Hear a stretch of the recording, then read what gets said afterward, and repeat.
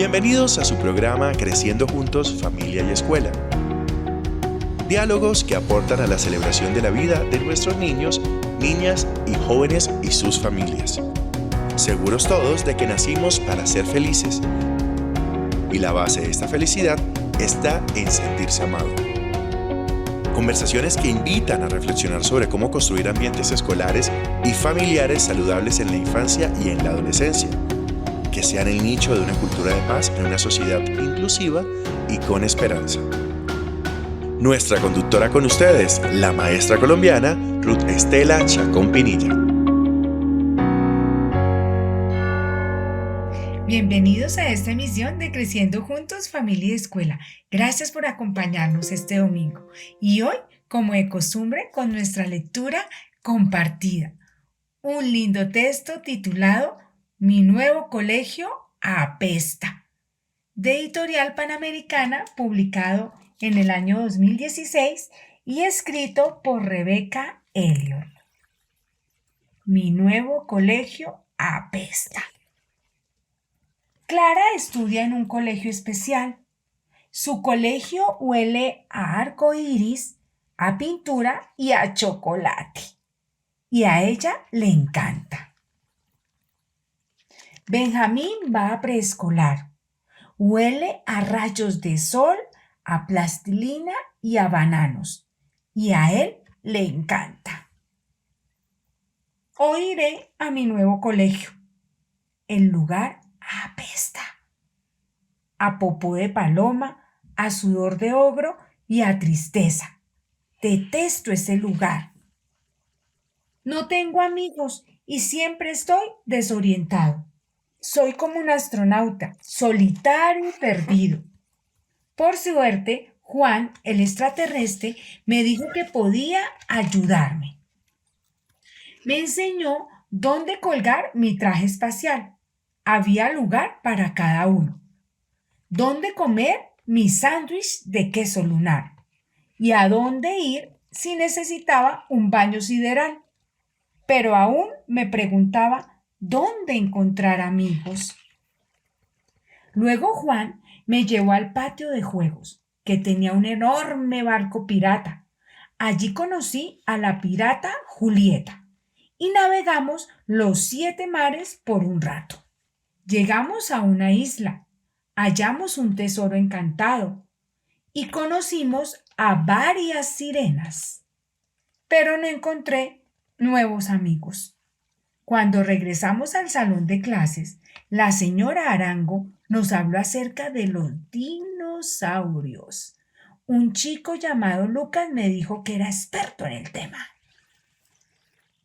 Juntos fuimos a buscar dinosaurios y encontramos 3 velociraptors, un tiranosaurio rex y un brachiosaurio, pero no vi ningún amigosaurio.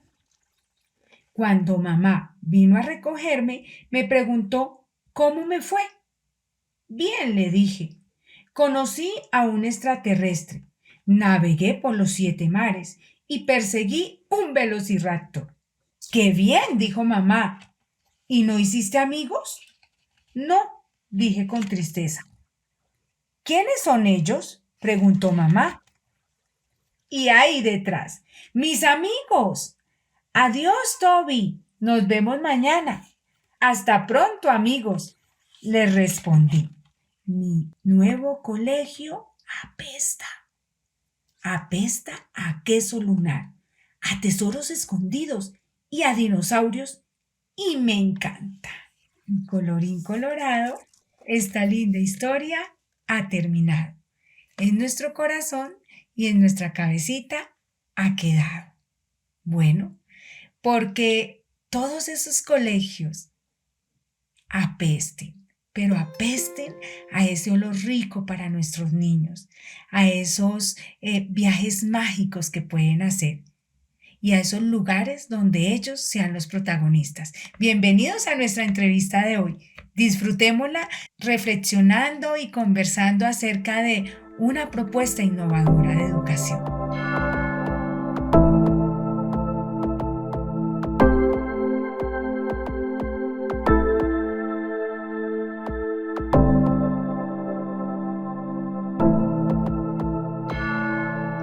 Bienvenidos a esta emisión de hoy domingo en Creciendo Juntos Familia y Escuela.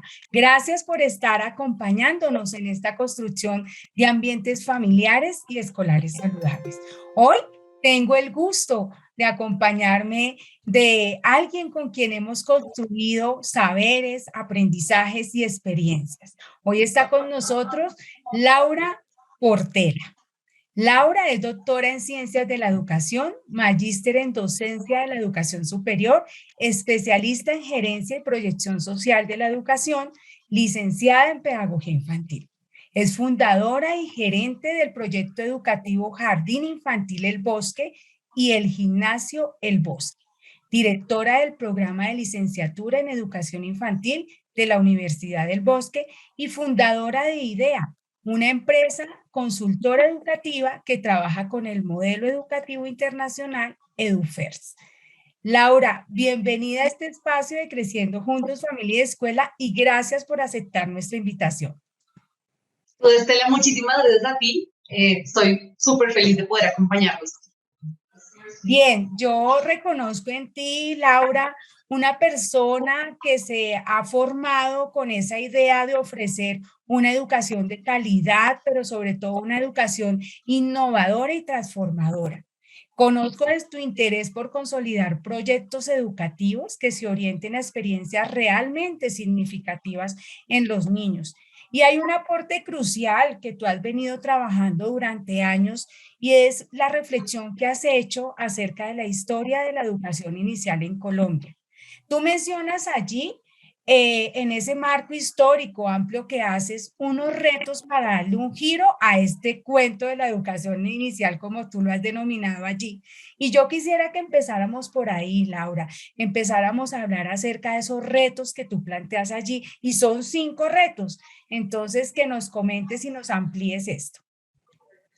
Claro que sí, bueno, ahí es importante dar contexto y que las personas puedan tener en cuenta que esta producción de historias sobre la educación inicial surge dentro de mi proceso de investigación doctoral, que si bien no estaba enfocada a la historia, sino realmente al presente y al futuro de la educación infantil, en ese recorrido, en ese camino, en esas preguntas que yo me fui haciendo, me llevó a cuestionarme sobre, bueno, ¿por qué buscamos transformación? ¿Qué teníamos antes? ¿Qué ha venido pasando? Eh, ¿Cuáles son esas características que han venido permeando la educación infantil en nuestro país? Y desde ahí surgen esos 5 retos que yo menciono, o esas que pueden ser también tomados como transformaciones que se están dando en este momento. Entonces, no sé si quieres que comencemos por los retos. Sí, quiero que empecemos con los retos, porque es que tú aquí planteas retos en cuanto a en la concepción del currículo, retos en cuanto a la disposición de la comunidad de asumir nuevas formas, retos frente a la evaluación. Entonces, si quieres, vamos con los retos primero. Claro que sí, bueno. Uno de los que está súper conectado con el currículo, yo lo menciono como esa transformación, ese paso de lo estructurado a lo flexible.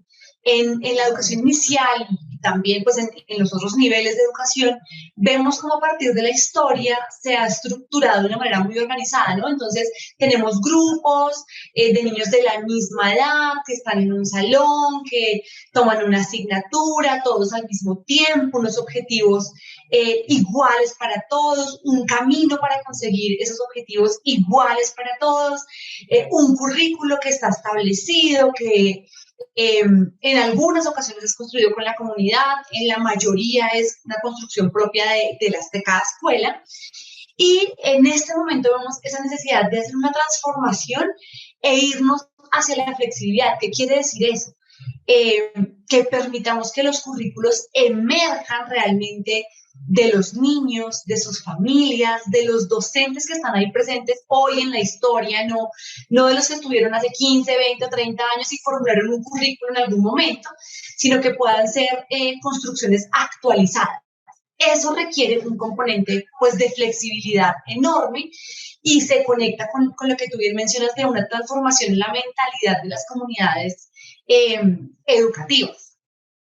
Ahí yo creo que aparece muy el término, puede ser un currículo contextualizado, un currículo que responda a las expectativas y a las necesidades particulares de cada comunidad, ¿cierto?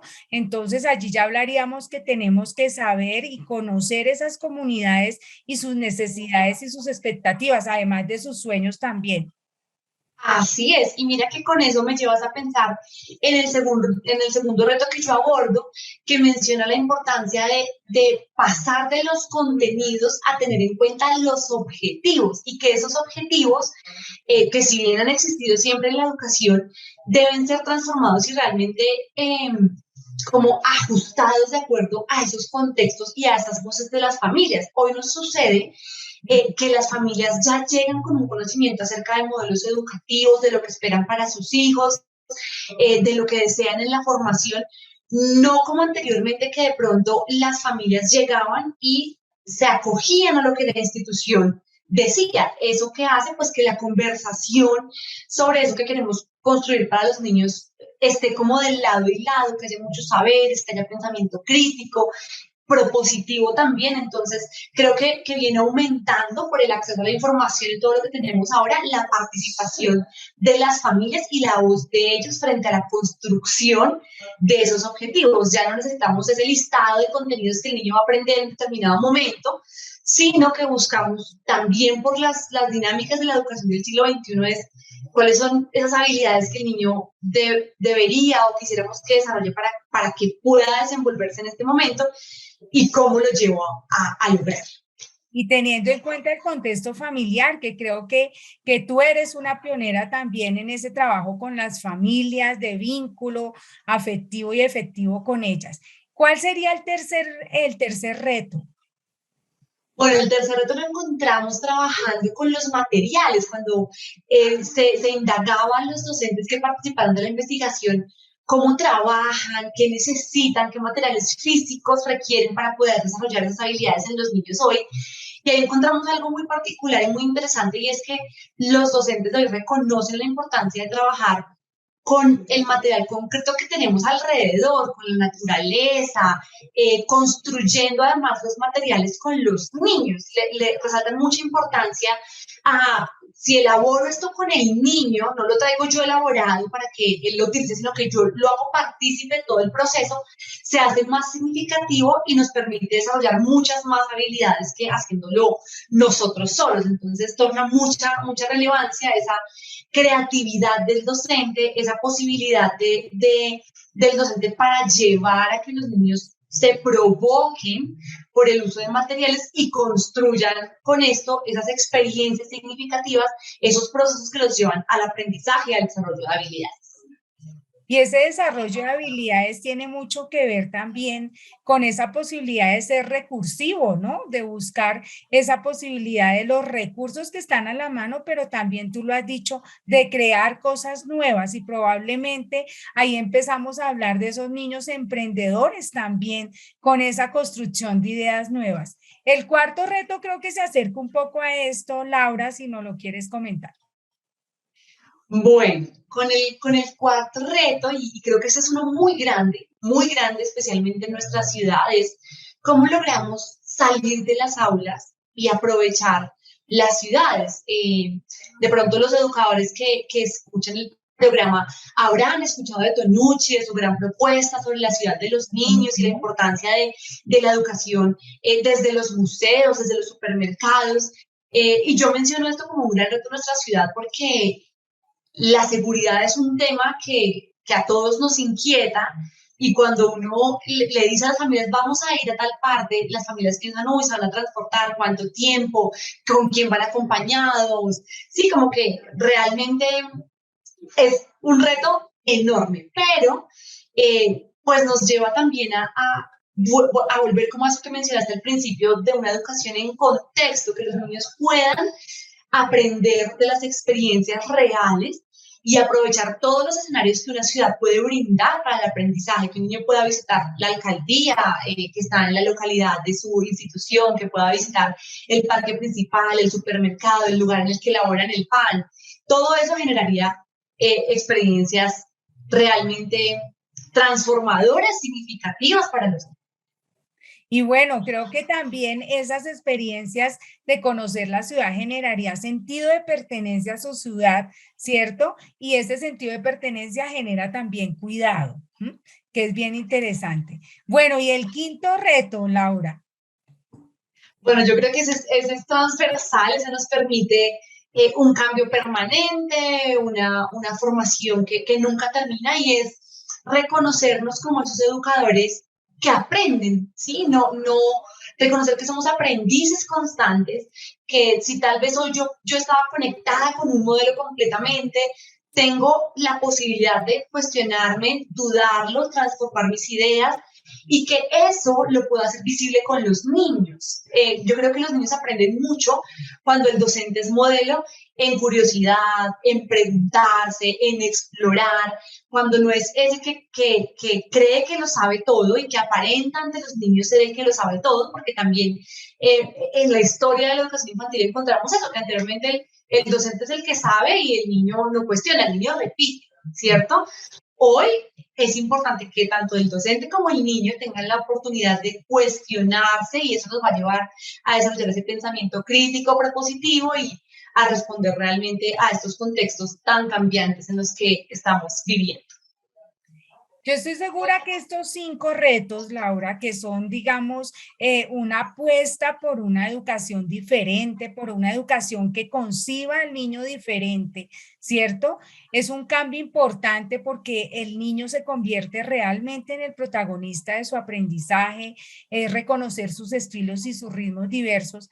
¿Cómo lograr en las comunidades, Laura, esa visión del niño desde otra perspectiva, no el niño que obedece, que tú dices, el niño que escucha y atiende al maestro y sigue instrucción, sino un niño que propone, un niño que participa realmente, donde se le da voz a esa expectativa del niño y al conocimiento que ya tiene?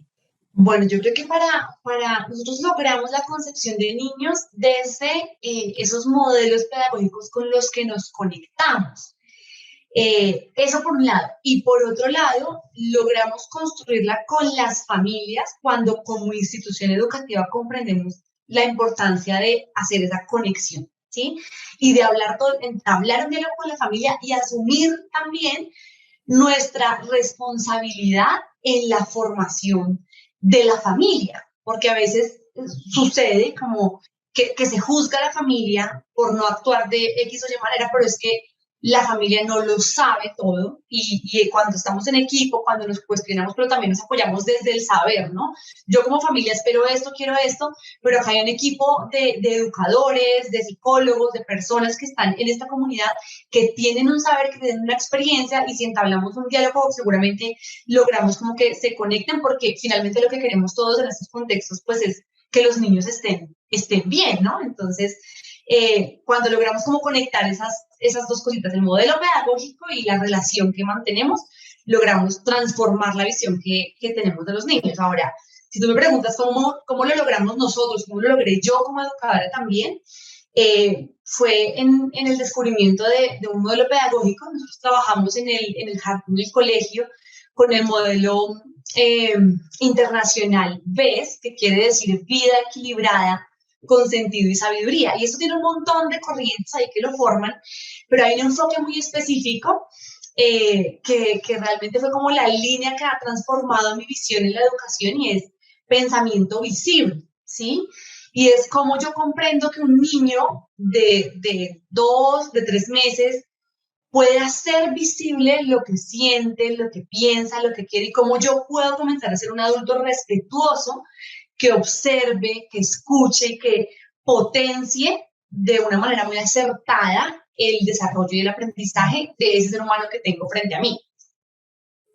Bien, quería llegar allí, Laura, porque sé el vasto trabajo que tú has hecho y la amplia trayectoria también que tienes en este modelo de pensamiento visible, como en esta corriente, ¿sí? Sé que tu investigación doctoral también está en torno a ella y hay unas transformaciones que se proponen allí importantes.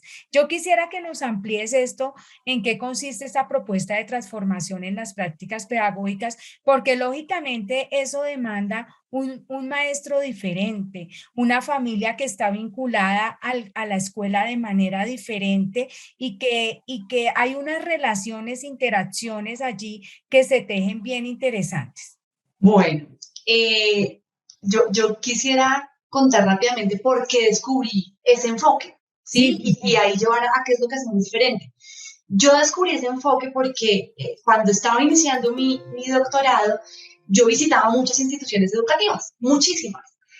Y para mí fue muy triste como educadora comenzar a darme cuenta que en la realidad de la mayoría de las instituciones estaba sucediendo una educación de pronto como fui formada yo, como fue formada mi mamá. Entonces yo llegaba a instituciones, había una la tradición tradición, que cambiaba. los niños sentados, las maestras en el tablero, las interacciones muy, como muy lejanas, la participación del niño nula, los niños llenando un montón de cuadernos, la plana, rellenar el libro, y yo comencé a ver todo esto y yo, wow, pero yo en la universidad aprendí otra cosa, ¿sí? Y en contextos en los que tuve la oportunidad de trabajar, vi otras cosas, pero cuando comencé a ver una institución, otra, y la mayoría obedecían a eso, y yo, wow, qué es lo que está pasando? En las instituciones que yo identificaba algo diferente, una participación diferente, un diseño de los ambientes diferente, una relación entre los niños diferente, entre los maestros diferentes, comencé a preguntar qué es lo que está pasando y empezaron a hablarme rutinas de pensamiento, pensamiento visible, llaves del pensamiento y todo esto comenzó a llevarme al gran enfoque de pensamiento visible. ¿Cuáles son esas grandes transformaciones? Bueno, creo que he mencionado dentro de lo que he dicho varias de ellas. Eh, voy a mencionar como las más grandotas, y es una, esa concepción de niño respetuosa, ¿sí? Ese comprender el valor que tiene la escucha atenta, ¿no? No te estoy Atenta. oyendo, sino la escucha atenta, la observación de las necesidades y de lo que el niño está haciendo, ver cómo un niño de 1 año es capaz de resolver un problema sin que yo llegue a hacerlo. Y ahí voy a irme a algo práctico. En un aula de un jardín normal, podemos ver que el niño, no sé, esto lo vi en realidad una experiencia, el niño mete su cabeza y queda atrapado en un par de barrotes. Una maestra normal, del común, corre a sacar el niño, porque siente que está en peligro y lo saca porque el niño gritó y lo saca. Una maestra de este modelo, que comprende el enfoque de pensamiento visible, espera, se acerca al niño, lo acompaña, lo mira, lo escucha y le permite que él solucione el problema. Buscar Y ahí yo, soluciones, lo lleva a exacto, buscar solución. esas son una de las muchísimas experiencias que pueden suceder y de las transformaciones. Entonces yo como educador no lo sé todo, no le soluciono, no le doy, lo acompaño, lo observo, lo escucho, y le doy la seguridad que necesita o lo que necesita en el momento, pero lo acompaño en ese descubrimiento. No le estoy enseñando todo, sino que lo estoy llevando a aprender. Yo sentiría, Laura, que para ese modelo, para orientarse a esos procesos de transformación y de innovación, porque son innovadores, se necesitan ciertas cosas, ciertos requerimientos para esa implementación. ¿Qué se requiere? Algo muy importante, yo creería que es el que nos abre la puerta a todo y es la disposición para aprender.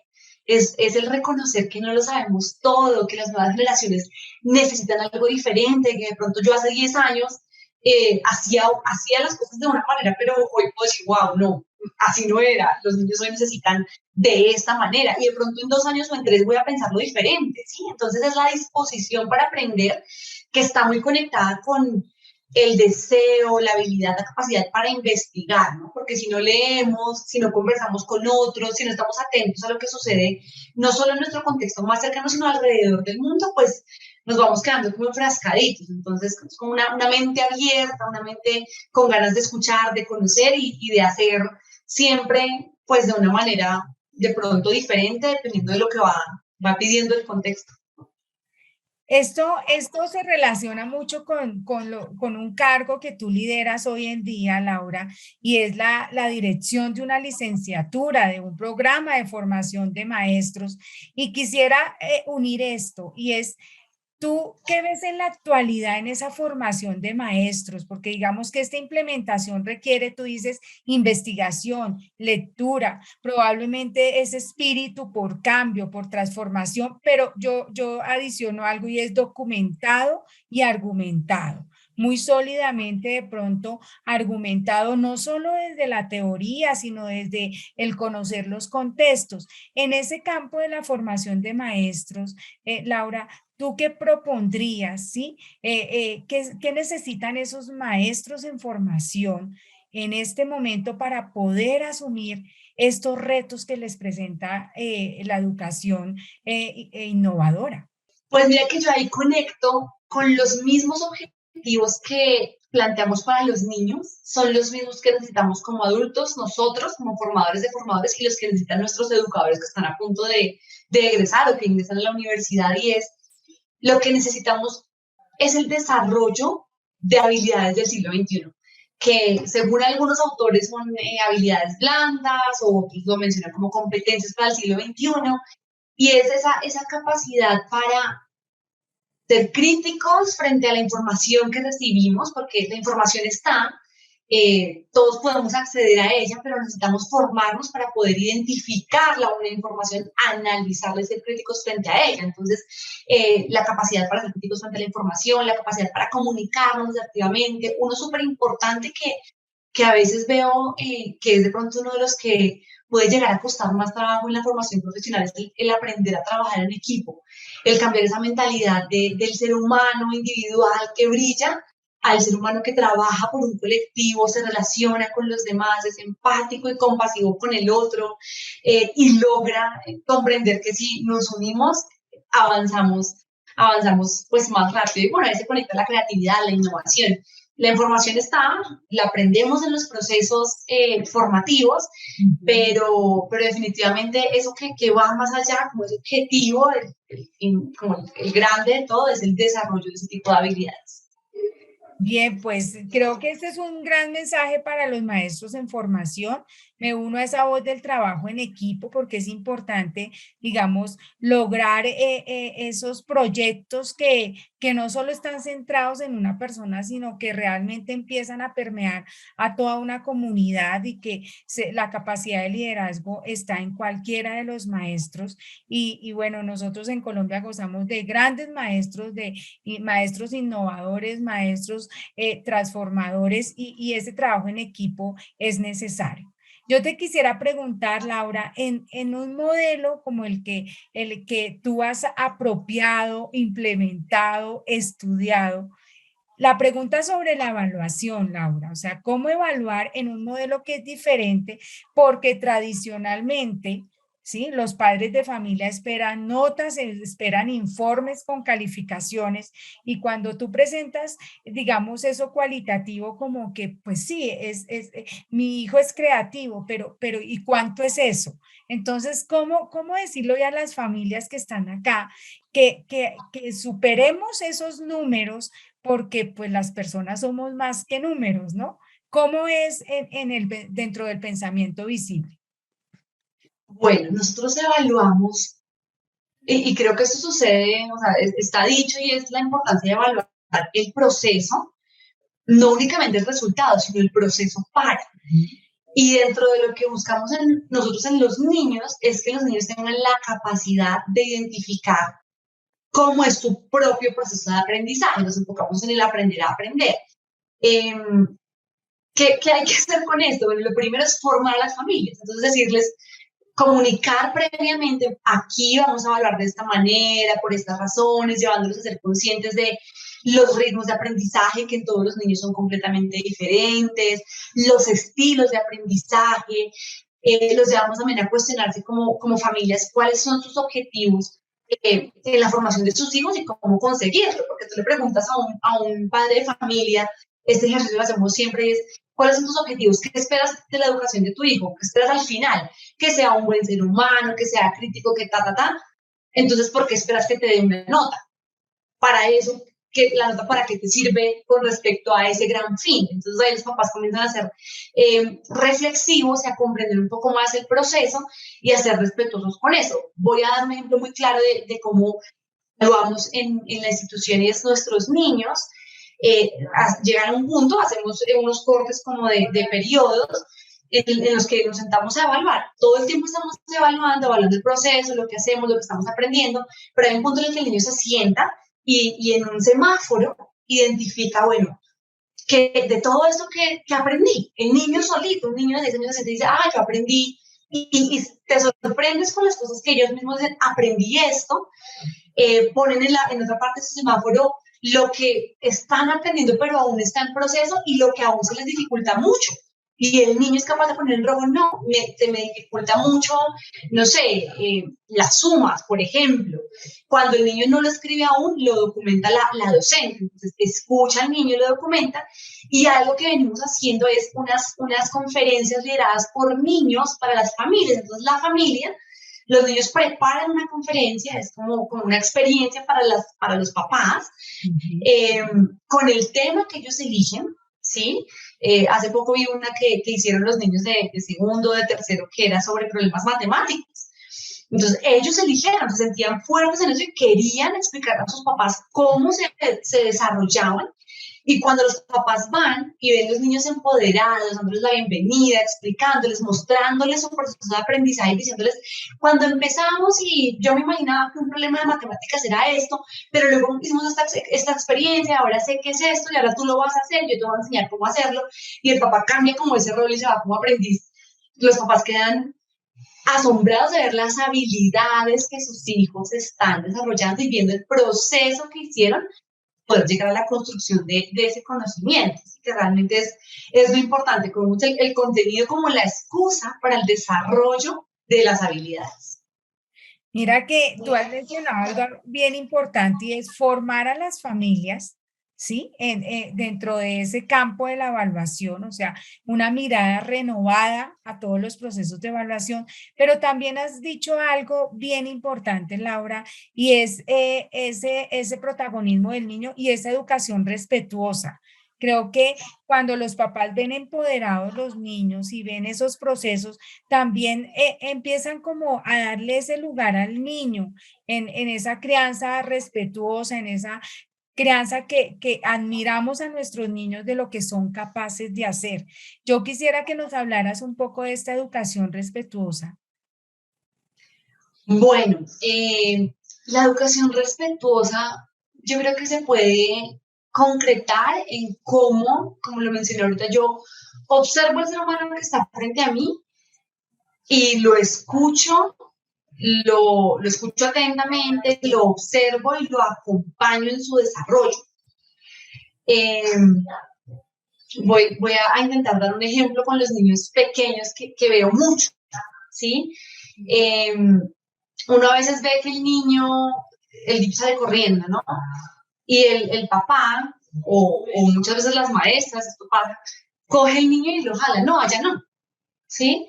Entonces yo llevo para explicar la crianza respetuosa, llevo a los papás a preguntarse esto. ¿Qué pasaría si tú, adulto, sales corriendo porque quieres coger algo y otro te coge y te devuelve? ¿Qué pasaría? ¿Cómo te sentirías? ¿Es eso respetuoso? No lo es, ¿cierto? Entre adultos no lo es, entonces tampoco lo es con el niño. Ese es un ejemplo de todo lo que llega a suceder en un contexto escolar cuando un niño quiere explorar, cuando un niño quiere opinar, cuando un niño quiere llorar, cuando un niño se siente asustado, cuando un niño se siente nervioso porque va a presentar una evaluación. Entonces, ¿cómo yo como adulto respeto el proceso, acompaño el proceso y no me convierto en ese adulto que impone, que tiene la verdad, que de alguna manera cierra las posibilidades al niño, sino pues todo lo contrario? Entonces, respetuoso es acompañar al niño de verdad en su pleno desarrollo y potenciar esos ambientes que ellos necesitan para desarrollarse pues de la mejor manera y aprender y convivir. Bien, yo quisiera, Laura, también mencionar, o sea, tú como directora y fundadora y emprendedora de tu propio desarrollo y proyecto educativo en el Jardín Infantil El Bosque y en el Gimnasio El Bosque, al final del programa ustedes encontrarán las redes del jardín y el gimnasio, también aquí en Creciendo Juntos Familia y Escuela, como una forma de destacar este proyecto educativo y para que ustedes, si tienen a bien, lo conozcan también. Pero yo quisiera preguntarte sobre esa experiencia en concreto. Tú nos has hablado de pronto de algunos casos por allí. Yo sé que pues esos casos a veces para uno de maestro tienen nombres propios, pero yo quisiera que tú nos contextualizaras en ese proyecto educativo que es una realidad, algunos ejemplos, algunas vivencias bien particulares con este modelo innovador que ustedes proponen. Bueno, voy a contarte una experiencia que justo hace poco recordé, fue hace muchos años, cuando solo teníamos el jardín. Entonces, como teníamos solo el jardín, nuestros niños terminaban su proceso, iban a los colegios, en los colegios presentaban sus pruebas de admisión y un año particularmente nos sucedió que llegaron algunas mamás angustiadas, sorprendidas porque sus hijos no pasaban las pruebas de admisión en otros colegios. Entonces yo me alarmé porque si bien tenemos un modelo educativo innovador, diferente, que ha buscado transformaciones todo el tiempo, pues tampoco estamos en contra ni de los objetivos de aprendizaje, ni de las orientaciones del Ministerio de Educación, ¿sí? O sea, eso me sorprendió mucho y yo me di la tarea de identificar qué estaba pasando con el caso de cada niño. Entonces me encontré con un caso que recuerdo mucho, bueno, recuerdo dos, pero voy a mencionar uno, y fue yo fui al colegio en el que evaluaron al niño y pedí la prueba que el niño había presentado.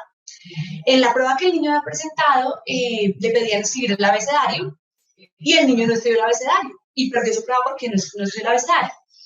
Yo hablé con el líder de las pruebas y yo le decía, de pronto hemos cerrado y no le hemos enseñado al niño a decir A, B, C, D y escribir A, B, C, D, pero el niño tiene la habilidad para leer y escribir. Yo estoy segura de que el niño la tiene, entonces, ¿por qué no invitamos al niño y hacemos otra prueba? Y invitamos al niño, yo le dije al niño como, había una pelotita roja en el escritorio, yo, ¿qué es esto? Es una pelota roja.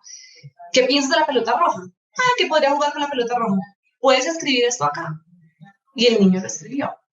Entonces, la institución, la persona que me atendió en la institución, quedó como sorprendida con la situación. Yo los llevaba a la reflexión de qué estamos haciendo, o sea, cuál es la habilidad que el niño desarrolla, qué estamos buscando, ¿sí?